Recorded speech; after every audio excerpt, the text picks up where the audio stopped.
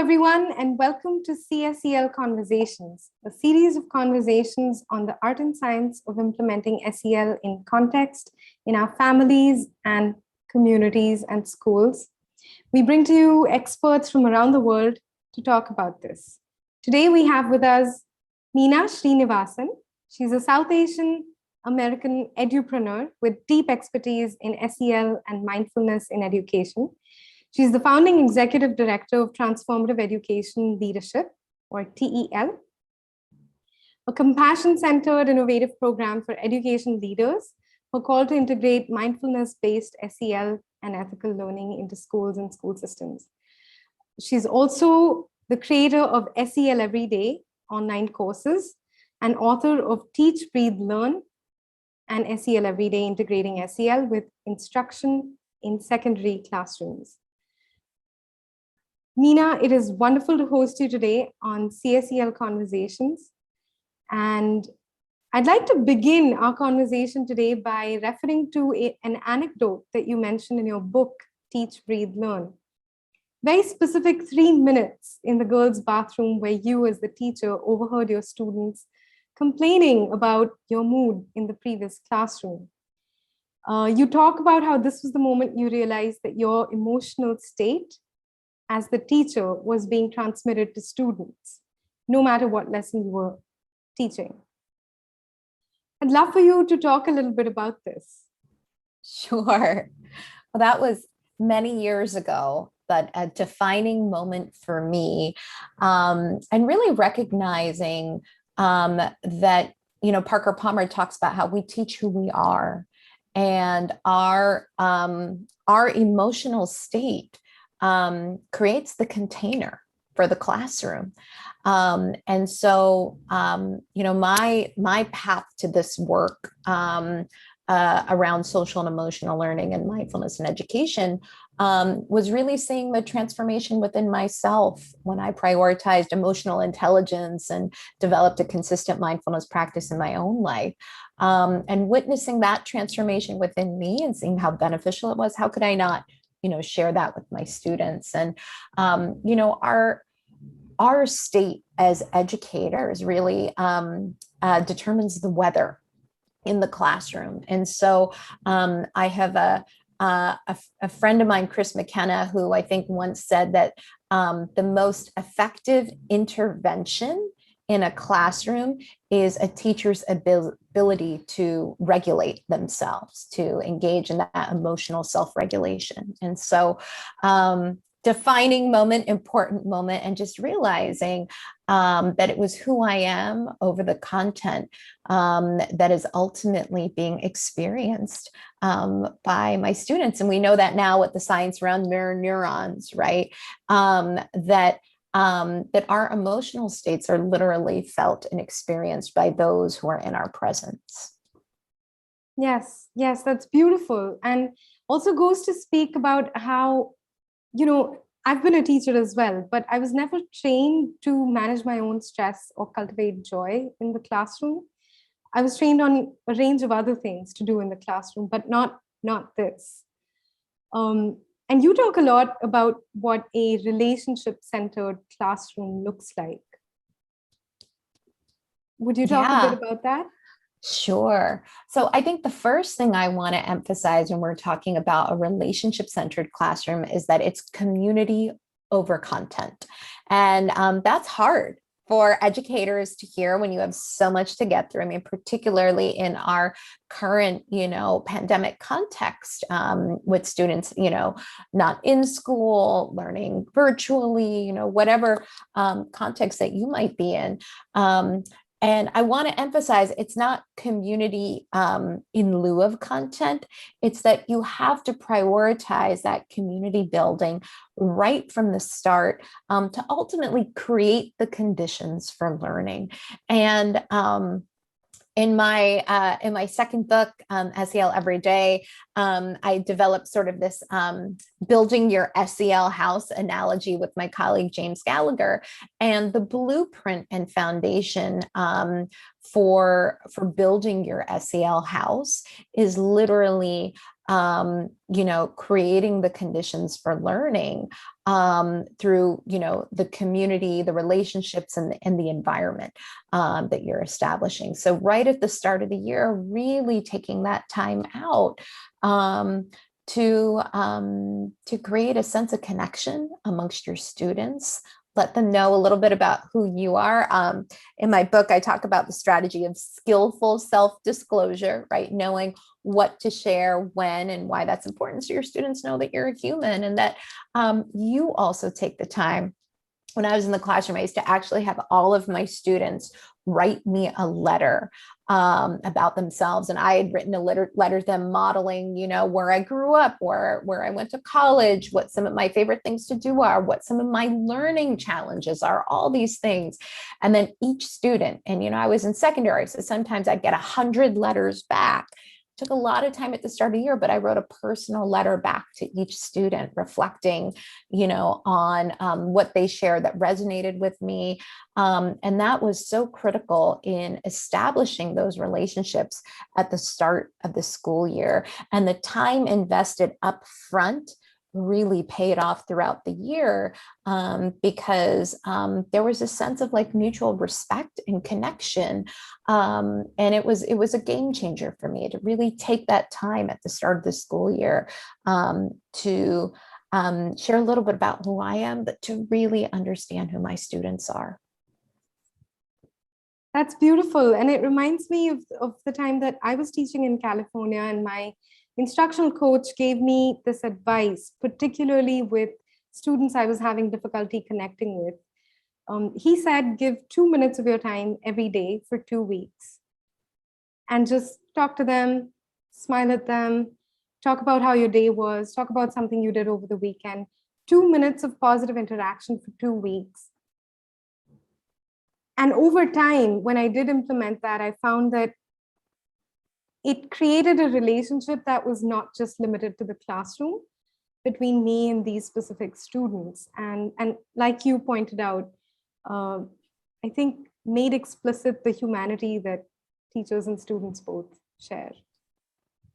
Definitely. Well, that was a great tip that your instructional coach gave you. Right. So at the time of training pre-service teachers, right, what are the top 3 principles that you think could guide teachers in creating these relationship-centered classrooms? Sure. Well, I'd say, for me, it starts with the first would be know yourself, know who you are, really understanding your inner life, your identity, but to really have a sense of who you are and how that informs, influences, and impacts your beliefs about your students, right? How you perceive your students. But, number one is just know yourself. And number two, which is, incredibly important once you know yourself, is to know your students, and not just on a surface level, but really know who they are. Where are they coming from? What is their family life like? What are their interests? What are their challenges?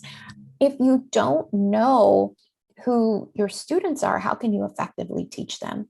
So know yourself, know your students.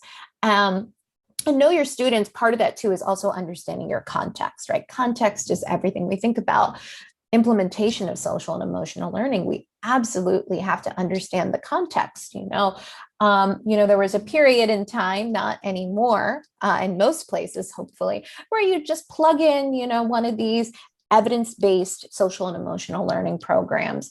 But it doesn't work if you don't actually understand the context, right? Like a program, that doesn't really understand the cultural context, the socio-political context, right? So know your students and understand the context. And then the third would be, what is already emphasized, right? Which is knowing your content, really understanding, but developing your own. If you aren't already passionate about it, that passion for what you're teaching and what you're sharing with young people. And, in relation to that too, is not just knowing your content, but understanding how to effectively teach it. So what are the best practices in your particular instructional area?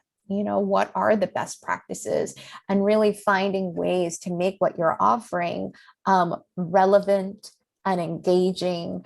But again, it's like, it's who you are and how you show up and the presence, right, that your students feel. One of my former teaching colleagues, Adele Kammerer, says that the unwritten curriculum in the classroom is the teacher's presence, right?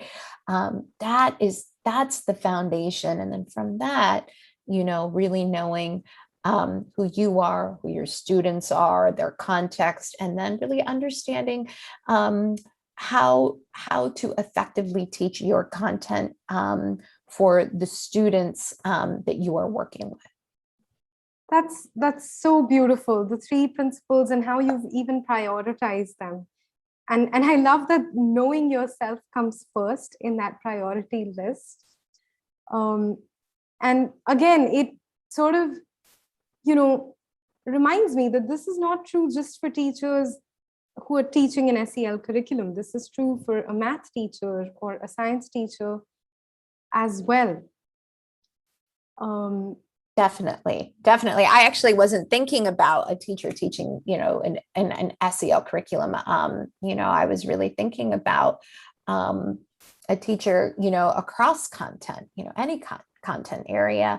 But I think these three principles are just so important, and they're easy to remember, right? Know yourself, know your students, know your content. But start with self, always start with self. Yes. The underlying belief piece, especially that you spoke of, was really resonated with me, because a lot of times we have these underlying invisible beliefs at the back that we're not even perhaps aware of, but unintentionally creep into how we respond to mistakes that students make in a classroom, or Definitely. when conflict happens, or even their understanding of a social science lesson where there are differing perspectives. A lot of our own underlying invisible beliefs as teachers creep in. And so that knowing yourself piece and what do I believe about my identity and my students' identities, the multiple identities that they bring into the classroom, and how does that creep into my instructional practice?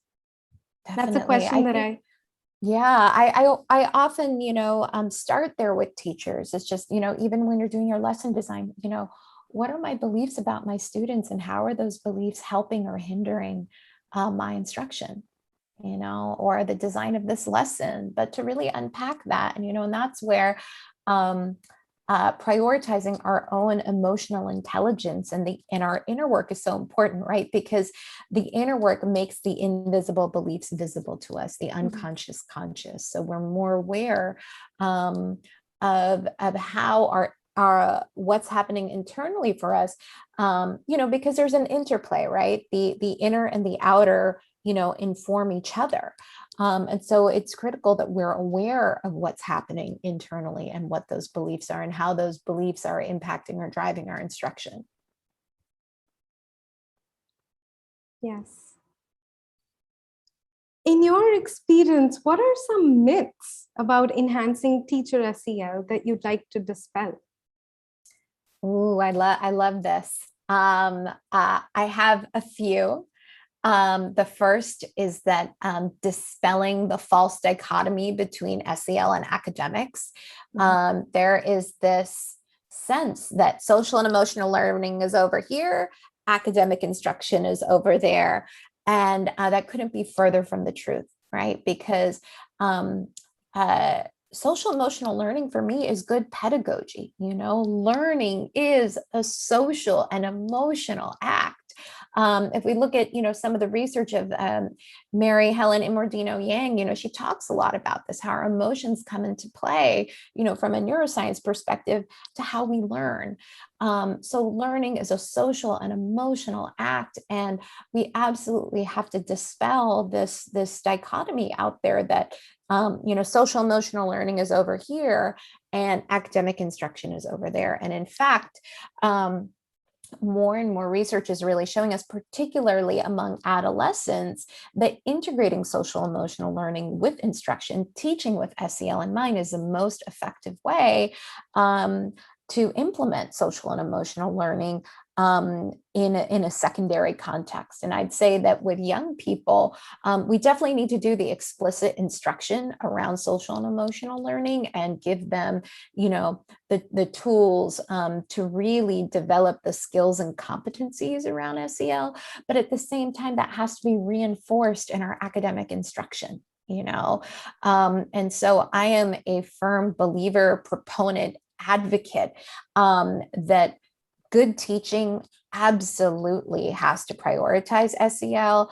And, if you even think back to like your most favorite teachers, chances are they had a high degree of emotional intelligence and modeled some of those social emotional learning skills and competencies in the classroom.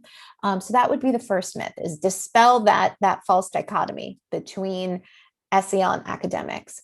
And then the second would be that a program will do it all. There is this sense of like, sometimes I talk to principals like, oh, we're doing SEL, we're doing responsive classroom, or we're doing second step, or and it's like, a program is going to be helpful.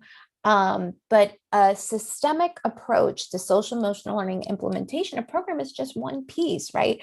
You have to engage families, communities. It has to be integrated in instruction. It has to be part of building, trust among staff. So a program is one small part of an approach to implementing social and emotional learning. And, we're seeing this kind of oversaturation in the marketplace around SEL programming. And for me, it's, we have to invest in the teachers and in the leaders, which is why I do the work that I do, because you can have the best program in the world, but if you're not investing in the staff that is implementing, right, or teaching that, it's not going to be as effective. So the second myth is a program will do it all, right? That is just not true. A program will not do it all. And then the third is that SEL is only for students. It's only for young people, or only for people who have emotional challenges. SEL is for all of us. Years ago, before SEL was a more popular term, and I'd be, at a party and someone would ask me what I do, I'd say, well, have you ever heard of emotional intelligence? And I try to explain, and people are like, oh yeah, I'm not into that touchy-feely stuff. But SEL is about developing effective human relationships. And I don't know anyone that doesn't want to have an effective human relationship, right? These are the skills and competencies we need for life success. They are more important in many ways than some of the other quote academic skills. I think sometimes SEL is referred to as soft skills, and that always is challenging for me, or like non-cognitive skills, but these are metacognitive skills, right? To be able to really understand, what your beliefs are, what you're feeling in the moment, how to work with those feelings, how to really understand someone else's perspective, how to cultivate compassion. Man, these are the skills we need to thrive in life. So they're not just for students, they are for everyone. SEL is a lifelong process. I'm 41. I have a 3-year-old, and every day is an opportunity for me to deepen my SEL practice. There's no destination, right? It's a continual, constant deepening. And that's what's so wonderful about prioritizing social and emotional learning. That's beautiful. I love that. And I, again, found, I think, what is called SEL now only in my adult life. I had no such programming or no exposure to these skills in my school or family when I was growing up. But as an adult, I was lucky enough to get exposure to some programs that built my own self-awareness, as well as Vipassana meditation, for example, is something I was introduced to. And over the past 12 years now, I feel like my ability to deal with life, and sometimes it's really hard to deal with stuff, but it is only sharpened a little bit. Things are a little less blurry because I'm a little more aware. And so I really hear you on that. Yeah, and I want to just, lift up the importance of cultivating, um, a practice, a spiritual practice for oneself, and how that can really complement one's vocation, and how essential it is for cultivating our well-being. The I was working with a superintendent once, and they said, well, either you have it or you don't, in terms of emotional intelligence. And I was like, whoa, that's like completely opposite to the research, because what we've learned is that you can change your brain, right? Yes. That these skills and competencies can be taught at any age, and they can be developed. And so it's just really inspiring to hear you share from your personal perspective that you didn't have this growing up, but as a young adult, you benefited from having the opportunity to cultivate that deeper self-awareness through Vipassana meditation, which I know is a wonderful offering that's out there among many others. But all of the ways in which we can just, I think about it as strengthening the witness, not to get too woo-woo, but like be observing what is unfolding in my mind right now, and to know that we are not our minds. That's not who we ultimately are, right? And that we have the power to really observe what's unfolding. When I think of mindful practice, it's being aware of what's unfolding internally and externally as it's happening, and holding a stance of loving curiosity to what's unfolding. And that in and of itself can save lives, right? Can save lives, because you don't say something unskillful, right?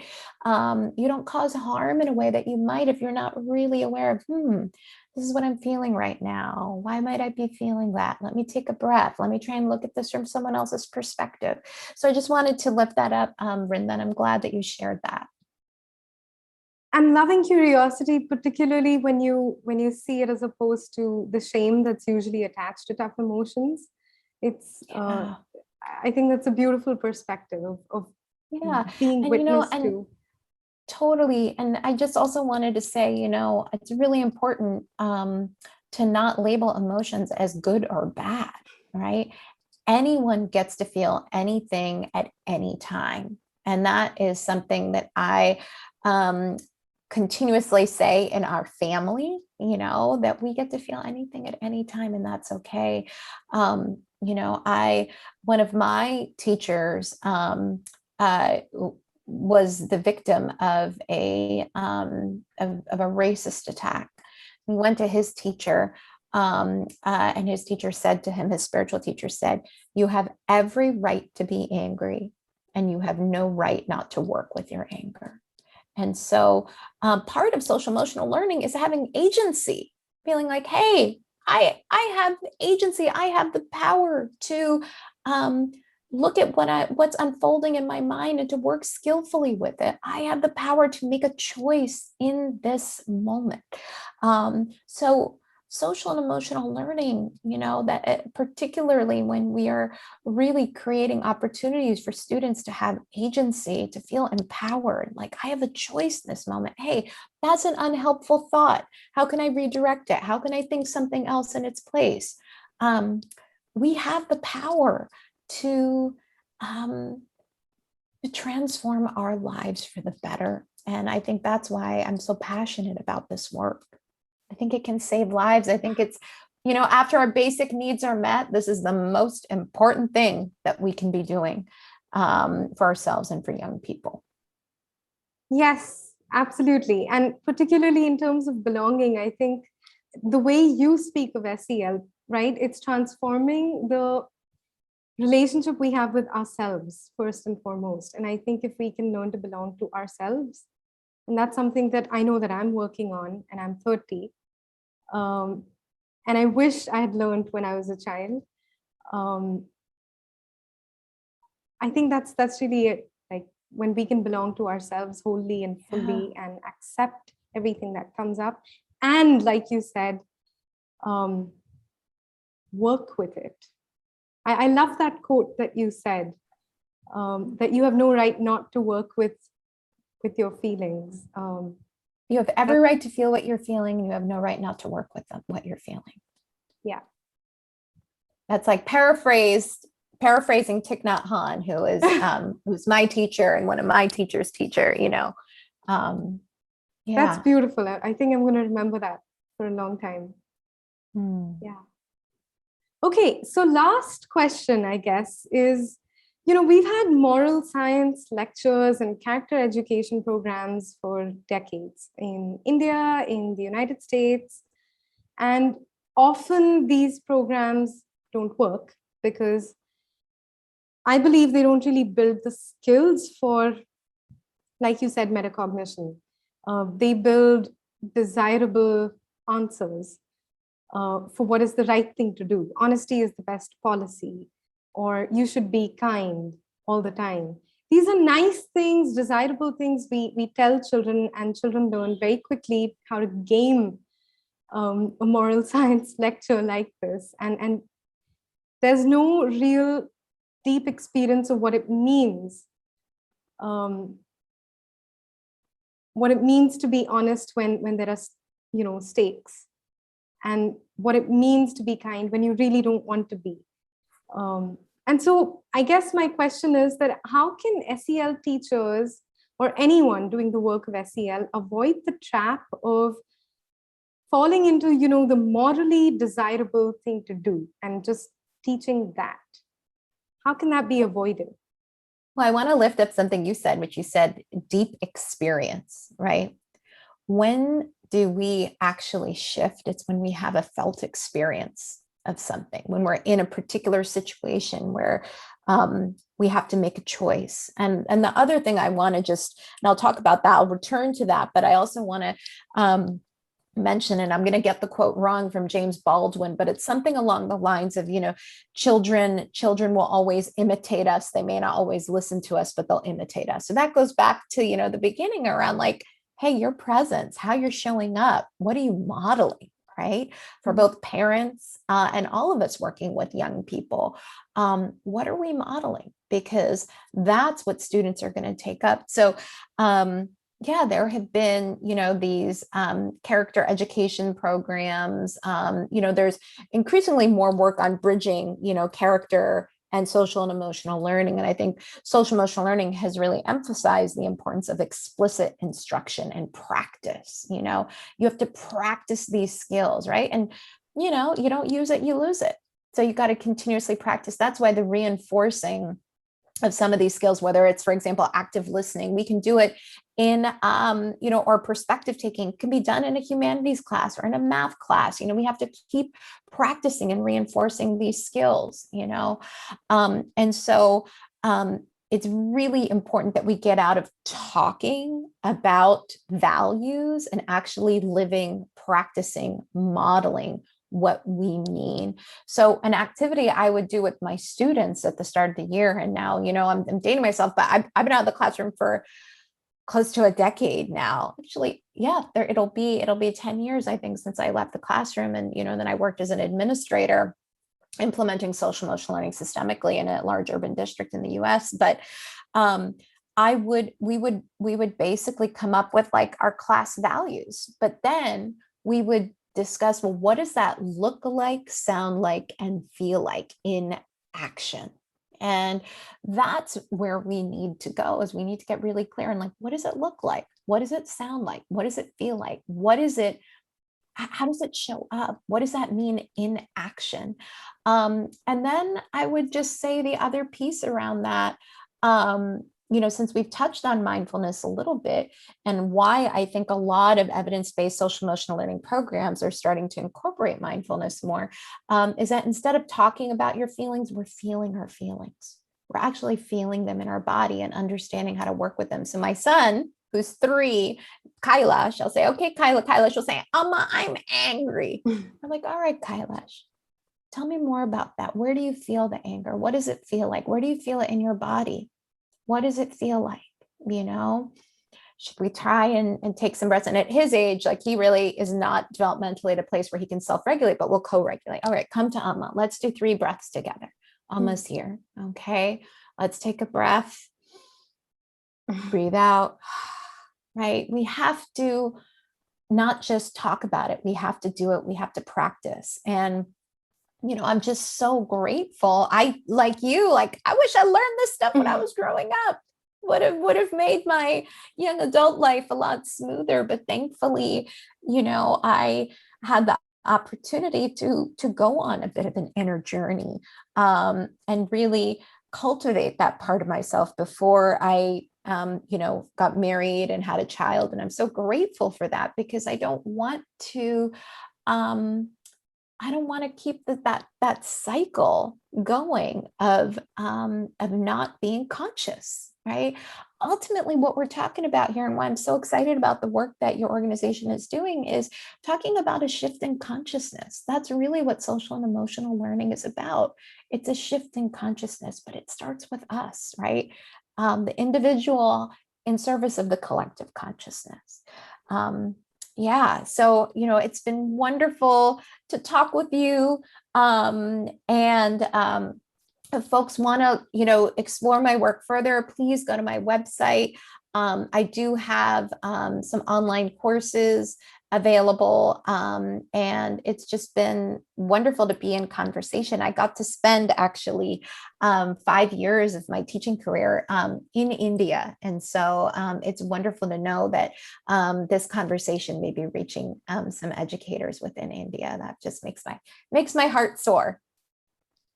Absolutely, absolutely. This has been very insightful, Meena, and I really want to thank you for your time. If there's, you know, if we can direct people to some of your resources, if you'd like to share anything. Sure. Yeah, it's just www.meenasrinivasan.com. And if you sign up, there's a number of free resources there that will be automatically sent to you. So yeah, just check out, you know, meenasrinivasan.com, and everything is there, and more to come. And just want to thank all of you who were listening in. You're doing the most important work that needs to be done now. And, you know, during COVID, we talked a lot about first responders. And for me, teachers are definitely first responders. So lots of love and appreciation to all of you. And just remember to take care of yourselves, because if we don't care for ourselves, it's really hard to care for others. On that absolutely beautiful note, and you can see I can't stop smiling. Thank you. Thank you so much for your time and sharing your insights. Take care, Vrinda. Bye-bye. Bye-bye.